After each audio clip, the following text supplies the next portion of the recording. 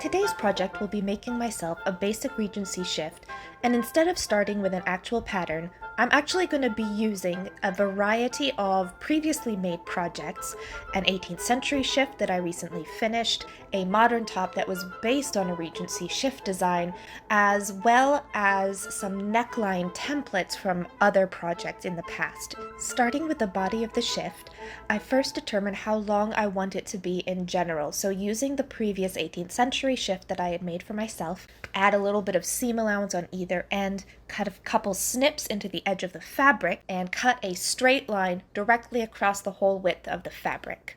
When I'm working with linen like this, I do like to use the thread pulling method to cut straight lines.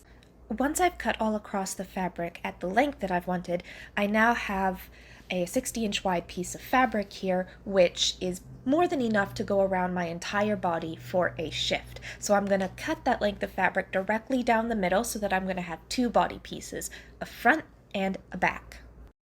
Next up, I'm going to arrange these folded in a nice line so that I can cut the side gores so that it'll be narrow at the shoulder and angle, and then I'll take those gores, flip them around, and attach them to the side so that the hem can have an even greater circumference. Because the linen is quite lightweight, it's a little bit woodgy, so I use a fairly heavy-duty metal yardstick to align my fabric to so that I know that the grain line is straight and that when I'm cutting it, there's not going to be any weird little dips or divots in the cut itself. Once the sides were cut at the nice angles and I have my side gores, then I need to cut the neckline. And I'm going to use a previous neckline template, and I know I want to cut it just a little bit differently, but I can just lay that right onto the fabric, both for the front and the back. And I do cut those separately, obviously, because the back is going to be higher than the front neckline. Then, once the body is cut, I can just use a leftover piece of fabric to cut the small bits, the sleeves, and the sleeve gussets. So there's the two body pieces, the gores, which will get pieced onto the lower part of the body, and then we have the sleeve and the sleeve gusset. And I have chosen to not do a shoulder reinforcement on this one. We'll see how it wears, we'll see how it works. But yeah.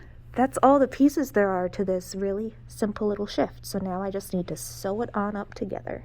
I began by putting the sleeves together, inserting the sleeve gussets, flat felling those seams, and then hemming the edge of the sleeve.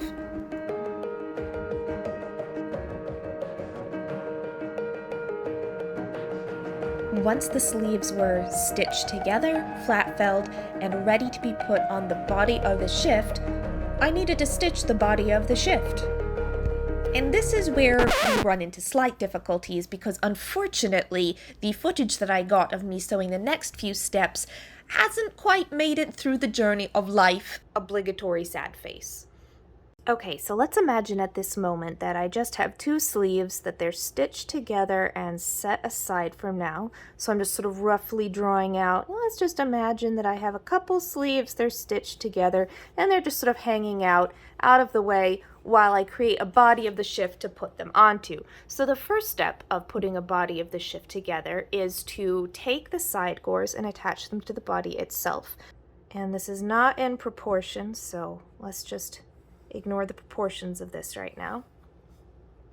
Okay, so this would say be our front. The back would look identical, but with a slightly higher neckline. So let's just draw that in. So just imagine that that would be the back neckline. So first of all, you're going to want to attach the side gores to the body. So that would basically then just be completing this line.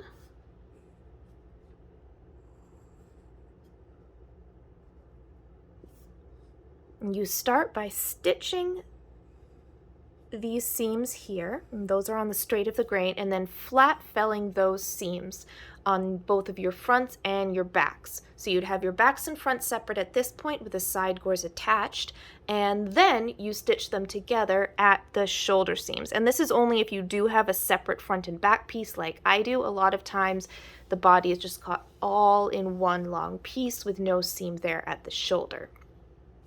At this point, the side seams are still completely open from shoulder to hem. And so this is when we, oh, my throat's dry.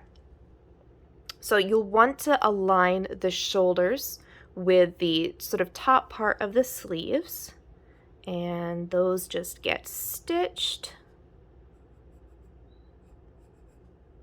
onto the body. So you'll stitch the sleeve seams, and then once that's stitched in place and you know you have it nicely aligned because the top of your sleeve is aligned with your shoulder seam, that's when you would stitch the fronts and backs together at those side seams.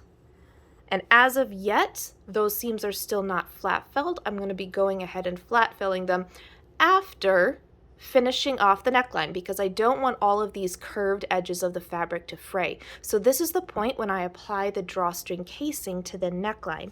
And that starts off with taking a 3/8 of an inch wide cotton twill tape and stitching that to the right side of the neckline all the way around. So I've just gone ahead and stitched that on down, and then that actually gets turned to the wrong side, pressed, and then top stitched as close to the edge of the tape as possible. And this is where the camera picks back up when I'm standing at the iron, pressing down my drawstring casing to the wrong side of the shift.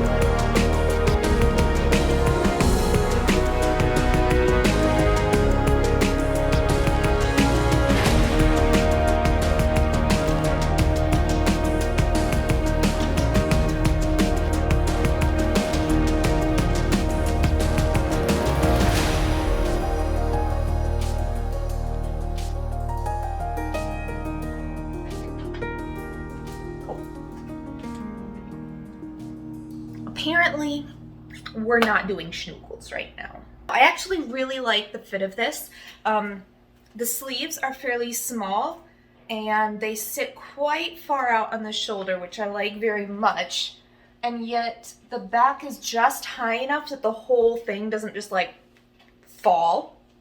So it just sits nicely there off the point of the shoulder. And then the sleeve is still short enough to fit under short little Regency sleeves. And there's not too much extra ease around the bust, which is also nice because you don't want a whole lot of bulk there, or at least I don't like a lot of extra bulk there in my shifts. You can actually see the ties for the drawstring, which just get sneakily tucked down in there. I don't have it drawn up very tightly, just a little bit to keep it curving in over the bust, as opposed to just being like straight and, you know, avoiding nip slips. Oh, but here you can have a really good view of the gusset there, the underarm gusset. You can see the flat felling. Let's get that right up close to the camera. And you can see how the gusset basically ends right where the sleeve ends. So the sleeve width is the same the same dimension as the gusset square.